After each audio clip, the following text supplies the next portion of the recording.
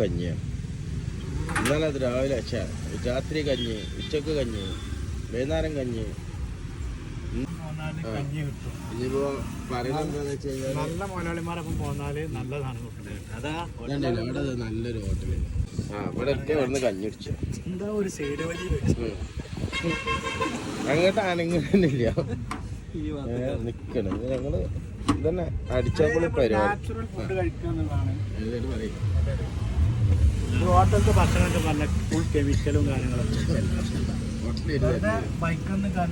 അതിപ്പോ കുട്ടികളോട് പറഞ്ഞ മാതിരി റെഡിയാക്കണം. ഇനി ഇതാ അടുത്തത് റെഡി.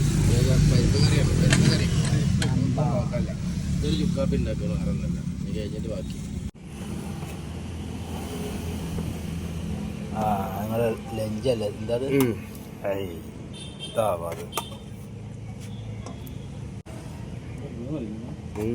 ഏറിയിട്ടില്ല.